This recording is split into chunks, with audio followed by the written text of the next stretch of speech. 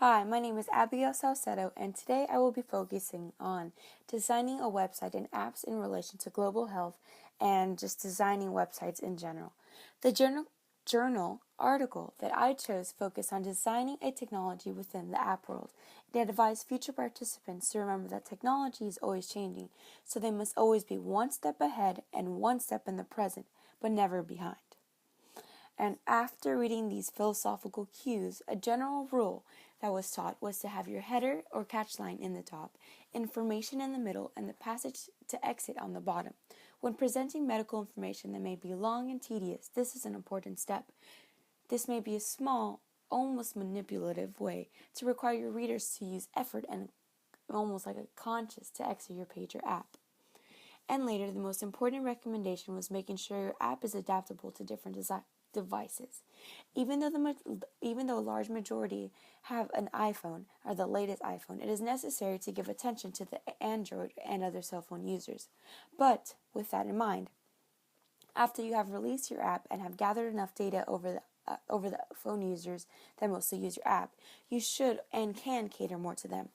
If your app is mostly being used by an older generation, or more mature look might be necessary versus the font sizes, colors, etc., one might use with a younger audience. This can be seen in Snapchat. If you've ever Snapchatted an Android user on an iPhone, they generally have blurrier but still beautiful selfies versus the iPhone user's photo. This app has gained a large enough fan base and a solid enough foundation to be able to pick and choose their audience. Generally speaking, this is a luxury not many can afford right away, but this is something to keep in mind.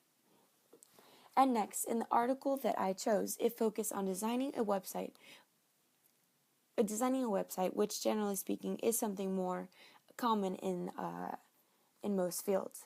Here they recommend only using one or two fonts in your website when it comes to presentation. You want this to be easy to read for long periods of time when presenting new medical cases and breakthroughs, so that it will look polished. And when it comes to titles, the same applies, but do not be afraid of choosing titles that are large or attention-speaking just because you're in that medical sphere. And another almost materialistic component was choosing the color scheme. You should generally focus on one color scheme so that the color will be associated with your brand and be similar when navigating between pages.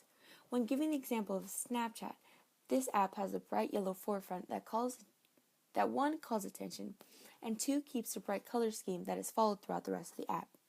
The next recommendation was dividing the layout. Each page and each section should have its own purpose that is a sub-branch within your initial goal. This avoids clutter and makes it easier for the user to navigate between pages and what they're searching for. And the final advice the article gave was to treat every feature, every component, every page as if it were going to be put in a designing contest. Perfection can't be achieved, but you should try to strive for it. The user will notice your clarity and maturity within your work, and it will make it easier to use your product. And finally, the app that I found to be resourceful for the both technologically friendly and I'm working on it was the Sketchypad. This app was able to design mock-ups for your web design with features like sketches, resizing, choosing the layout, color schemes, etc. for you to be able to see your website firsthand before entering all the complicated codings. This is an easy-to-use app that is only $5, but for somebody who is looking forward to an efficient website, this is an application that will be a great investment. Thank you for your time.